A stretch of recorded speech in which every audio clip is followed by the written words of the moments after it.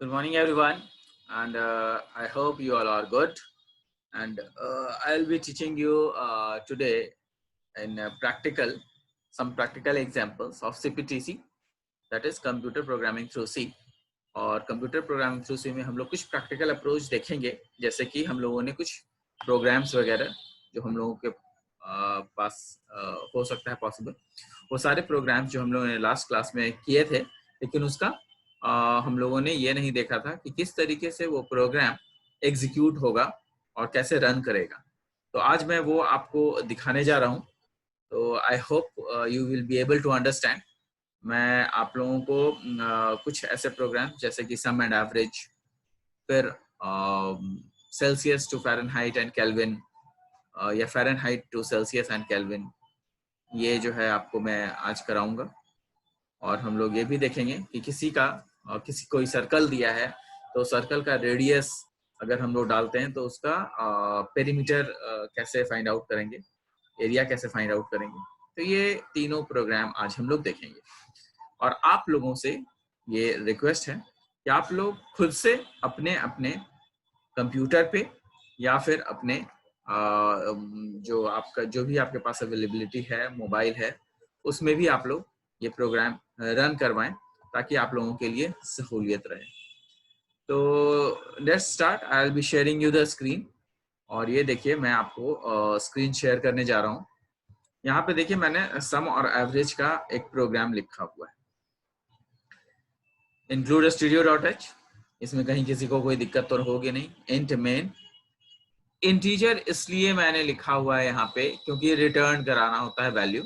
कोई भी वैल्यू अगर रिटर्न कराना है तो हम लोग ऑपरेटिंग सिस्टम के जरिए उसको रिटर्न कराते हैं। रिटर्न कराने का क्या पॉइंट क्या है ये समझिएगा।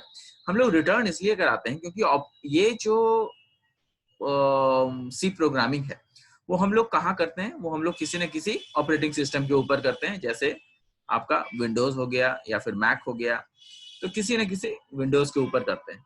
तो ये विंडोज करता क्या है कि आपको परमिशन देता है कि हाँ भाई, आप अपना प्रोग्राम किसी न किसी पर्टिकुलर सॉफ्टवेयर के जरिए कीजिए। जैसे मैं अभी देव का यूज कर रहा हूँ, यहाँ पे देखिएगा देव लिखा हुआ है।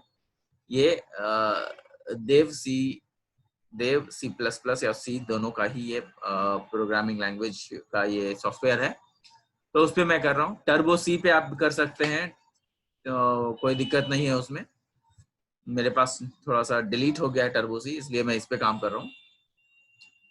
तो यहाँ पे देखिएगा कि मैंने क्या किया है कि आपको यहाँ पे लिया है मैंने इंट मेन, जो कि वैल्यू रिटर्न करा रहा है किसको, ऑपरेटिंग सिस्टम की। भाई मैंने अपना प्रोग्राम लिख दिया है, क्या मेरा प्रोग्राम अगर सही है, जा रहा है, तो उसको रिटर्न कर रहा है, सेइंग कि मैंने अपना काम कर लिया है और आपके हेल्प के लिए धन्यवाद, मतलब थैंक्स गिविंग है ये रिटर्न। तो ये रिटर्न जीरो किसको हो रहा है, ऑपरेटिंग सिस्टम को।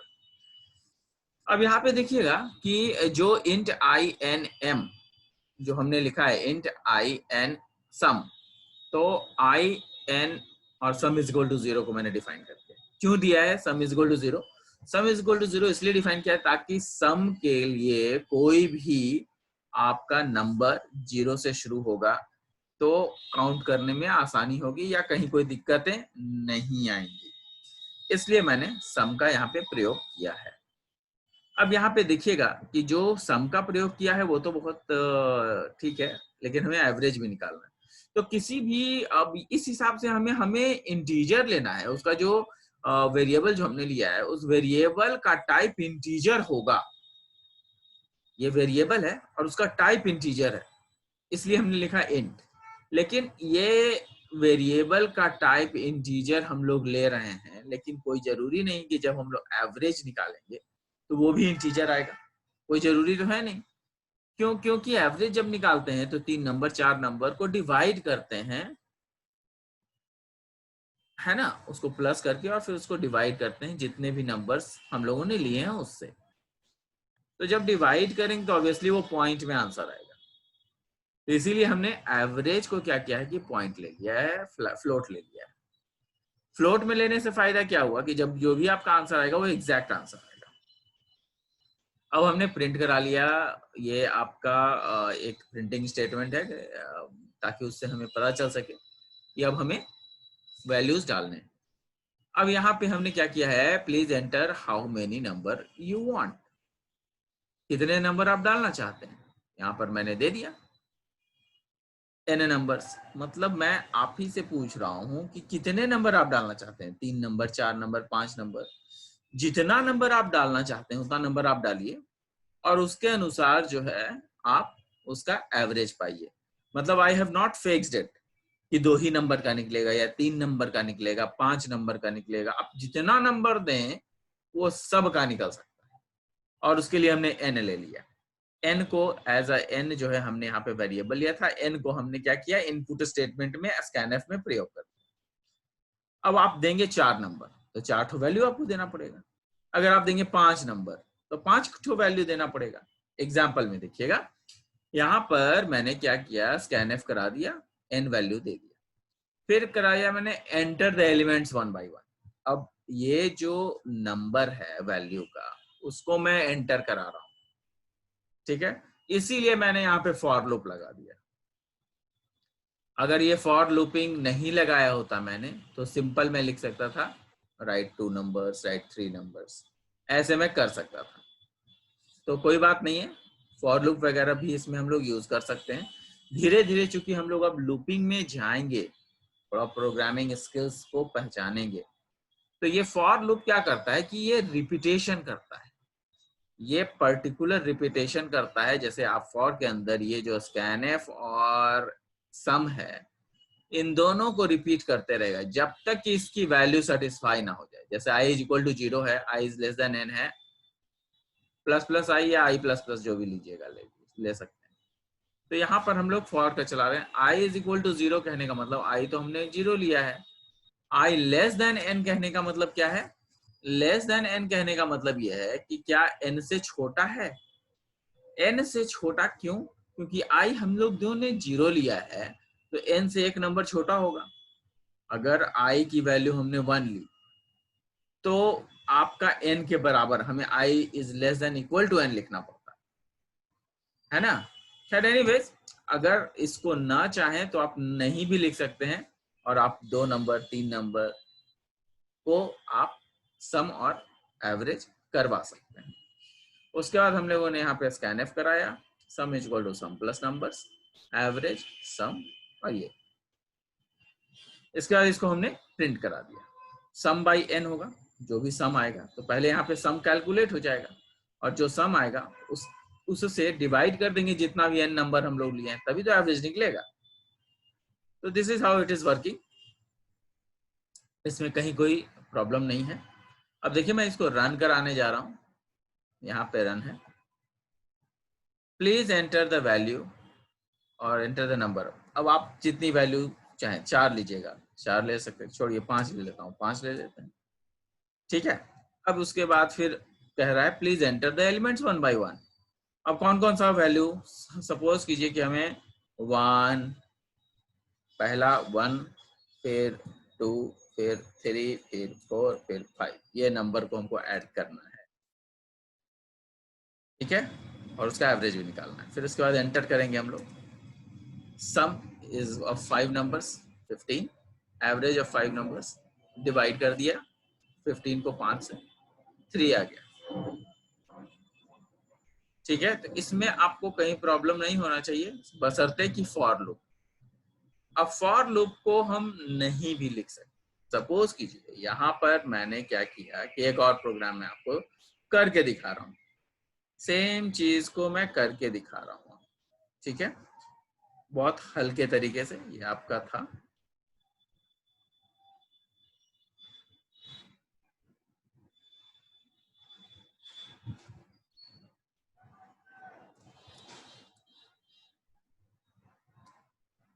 अब देखिएगा कि इसको मैं नए रूप से इसको कराना।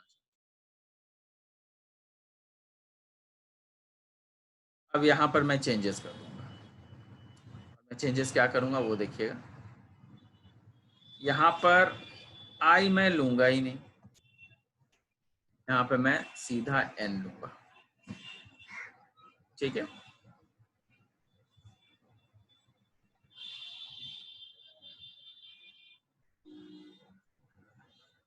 अब यहाँ पर देखिएगा कि फ्लोट को ले लिया, ये ले लिया। यहाँ पे जो फॉर लूप है उसको हटा देना।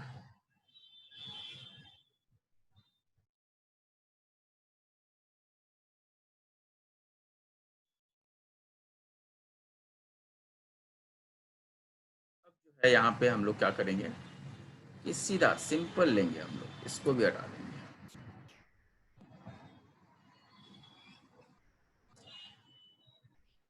अब यहाँ पर जो है स्कैन एफ करा दिया है हमने, यहाँ पे स्कैन वैल्यूज नंबर्स। अब यहाँ पे as sum is equal to sum plus numbers, average equal to average plus sum. अब इसको जो है देखते हैं कहाँ पर क्या हो रहा है। सेव कर देते हैं पहले प्रोग्राम को।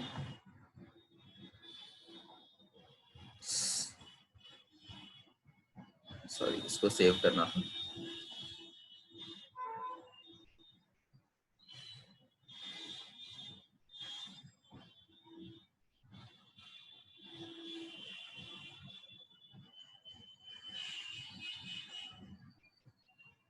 इसमें सिंपल सम एंड एवरेज,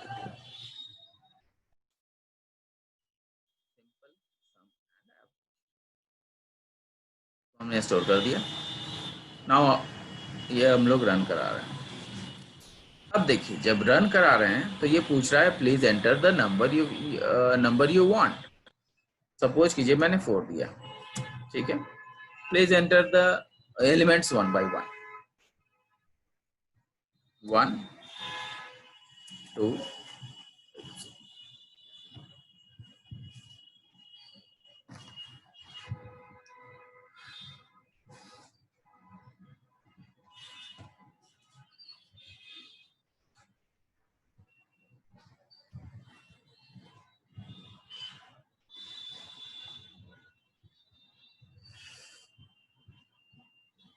यहाँ पे देखिए ये प्रोग्राम मैंने आपको लास्ट टाइम में बताया भी है, वैसे भी हम लोग कर सकते हैं। यहाँ पे देखिए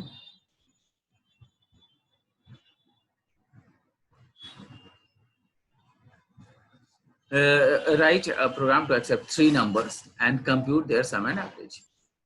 ए बी सी मैंने 3 नंबर लिया। अब यहाँ पे ए की वैल्यू, बी की वैल्यू, सी की वैल्यू ले लेंगे, स्कैन एफ करा देंगे जैसे यहाँ पे मैंने कराया। अब sum is equal to A plus B plus C is equal to sum by 3। तो यही काम हम लोग वहां पे करते हैं ताकि ये आपका जो एन वाली चीज है ये मैं हटा देता हूँ। यहाँ पे लेता हूँ ए कॉमा बी कॉमा, ठीक है।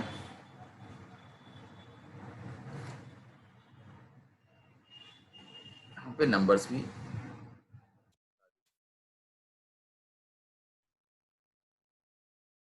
अब यहाँ पर जो है हम please enter the numbers, please enter the numbers not elements, numbers.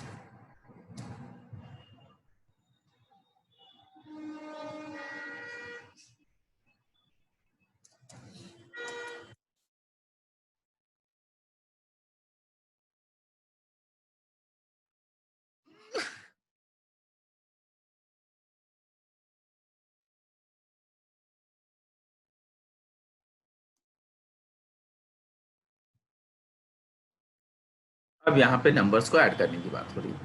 अब यहाँ पर जो मैं स्कैनफ कराऊंगा percent d,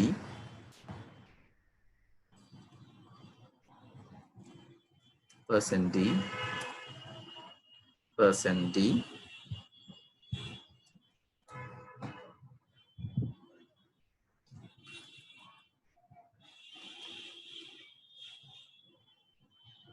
A,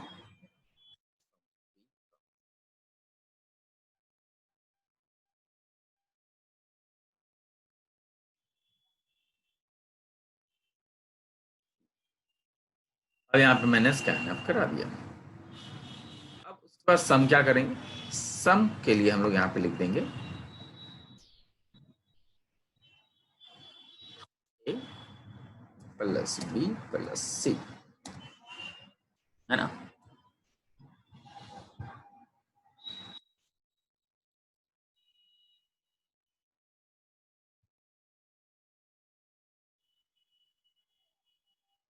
some by 3 कर 3 नंबर से, इसलिए, है ना? और यहाँ क्या प्रिंट करेंगे, print sum of the numbers.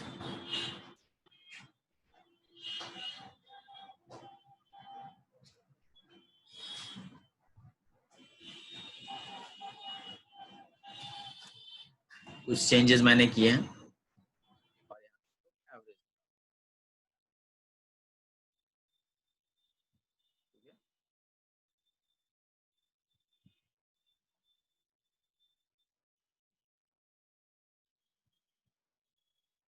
अब यहाँ पर देखिएगा, इसको मैं रन कराने की कोशिश करता हूँ। Please enter the number you want, enter करना है 4, जो कि आप देखिए, please enter the numbers 1 by 1। एक और गलती होगी, चलिए एनीवेज, ठीक है। 2,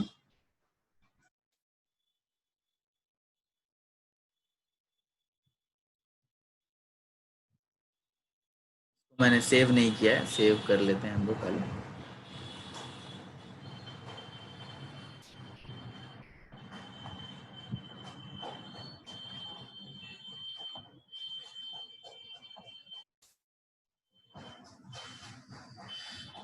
अब देखिए यहाँ पर जो है, इसको मैंने सेव तो कर लिया है।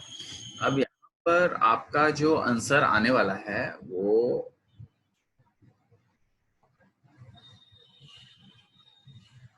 Please enter the numbers to be added, ठीक है। अब यहाँ पर प्लीज हम लोग ऐड कर रहे हैं, नंबर्स को ऐड कर रहे हैं। तो जब नंबर्स को ऐड करेंगे तो हम लोग ये देखेंगे कि ए का वैल्यू यहाँ पर से लिया जाएगा, ए और बी और सी तीनों की वैल्यू ली जाएगी। तो यहाँ पर इसीलिए हमने लिखा है प्लीज एंटर द वैल्यूज या नंबर्स टू बी एडेड। तो उसको एक्सेप्ट करने के लिए इनपुट स्टेटमेंट डालना होगा। तो इनपुट स्टेटमेंट के लिए हम लोग क्या प्रयोग कर रहे हैं, इनपुट स्टेटमेंट के लिए हम लोग ऑलरेडी यहाँ पे स्कैनफ का प्रयोग कर रहे हैं, ठीक है।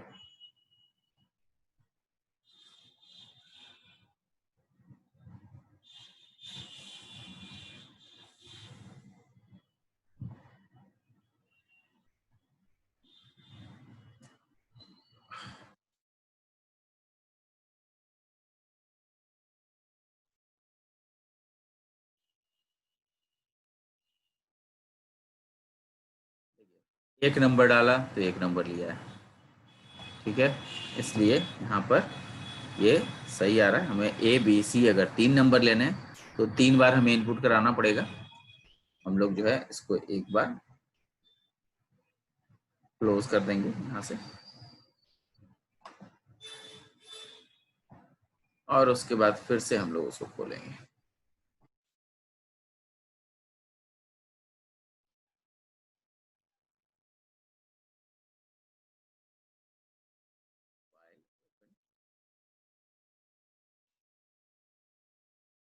सब एवरेज,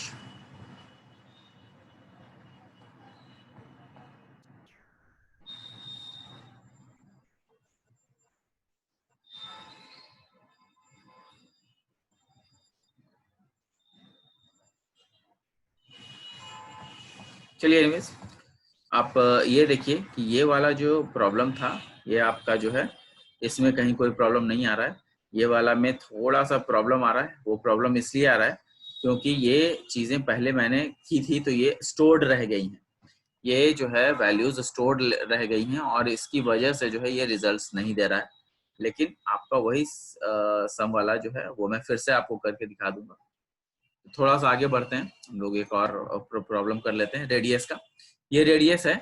ये आपका रेडियस निकालने के लिए हम लोगों को मिनिमम क्या चाहिए, हम लोगों को रेडियस निकालने के लिए क्या चाहिए कि सर्कल का अगर रेडियस सर्कल का सॉरी सर्कल का रेडियस नहीं, हमें यहाँ पे निकालना है एरिया और पेरीमीटर निकालना है। तो एरिया और पेरीमीटर निकालने के लिए हमें रेडियस उसको देना पड़ेगा, तभी तो एरिया और पेरीमीटर निकाल सकेंगे हम लोग। तो एरिया क्या होता है, पाई आर स्क्वायर, और पेरीमीटर क्या होता है 2 पाई आर। तो पेरीमीटर 2 पाई आर होता है और एरिया जो है पाई आर स्क्वायर होता है, ये हम लोग जानते हैं। तो जब एरिया निकालना है तो हमें रेडियस उसको देना पड़ेगा। यहाँ पर देखिए मैंने वही कराया है, इंट रेडियस फ्लोट पाई, पाई की वैल्यू हमने 3.14 दे दी।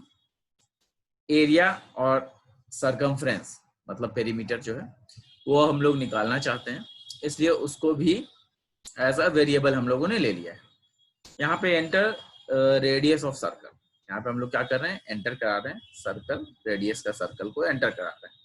अब यहाँ पे एरिया जो है हम लोगों ने लिया है पाई रेडियस इंटू रेडियस, ठीक है, मतलब रेडियस स्क्वायर हो गया पाई आर स्क्वायर, वो हमने लिख दिया, फिर प्रिंट करा दिया एरिया ऑफ सर्कल जो भी आएगा। अच्छा, हम लोगों ने यहाँ पे फ्लोट लिया है। फ्लोट क्यों लिया है, क्योंकि हम जानते हैं कि पाई 3.14 है और इससे मल्टीप्लाई जब भी करेंगे तो जो हमारा रिजल्ट आने वाला है वो भी पॉइंट्स में आने वाला है, और जब पॉइंट्स में आने वाला है तो दिक्कत हमें होगी, क्योंकि वो सारे के सारे आंसर भी पॉइंट्स में देंगे, इसीलिए हम लोगों ने फ्लोट लिया है। और यहाँ पे एरिया निकाल लिया हमने, फिर सरकमफरेंस निकाल लिया 2 पाई आर करके, और उसको भी प्रिंट करा दिया।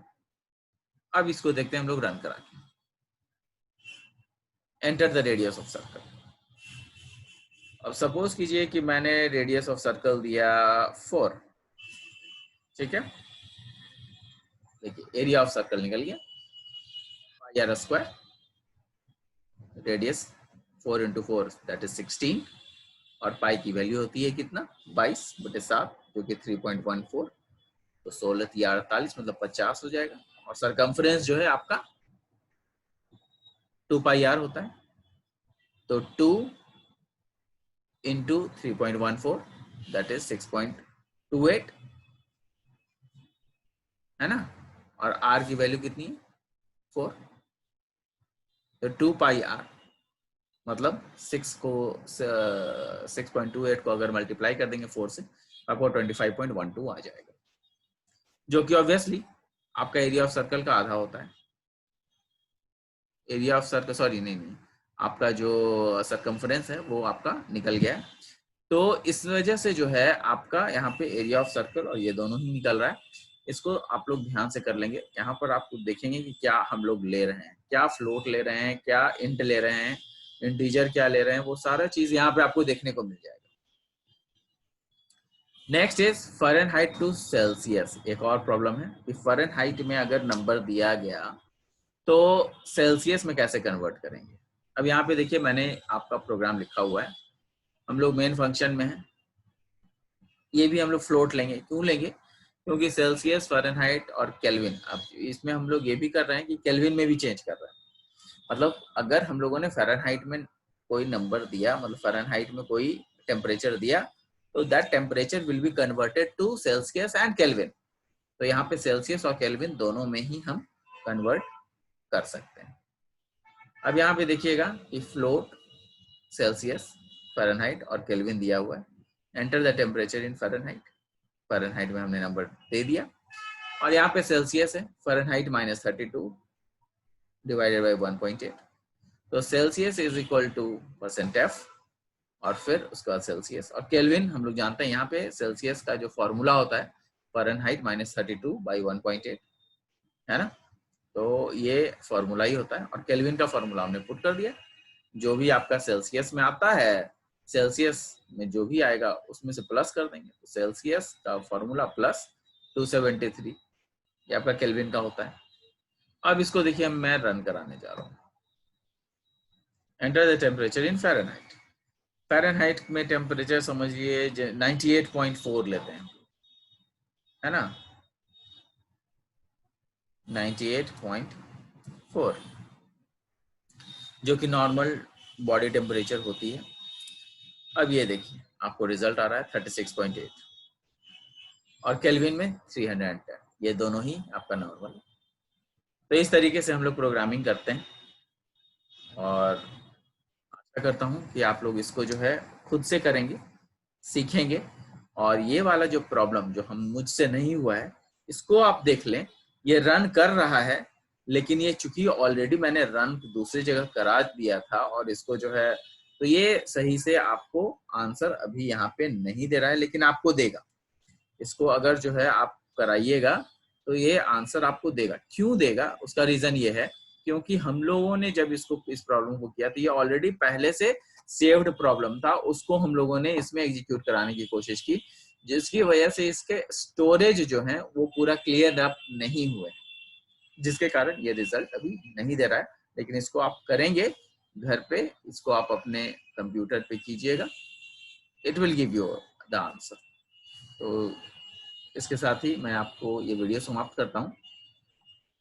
आई think I am able to explain you. Thank you, thanks a lot. और आप लोग जो है प्रोग्रामिंग हमेशा करते रहिए ताकि आप लोगों को ज़्यादा प्रॉब्लम का सामना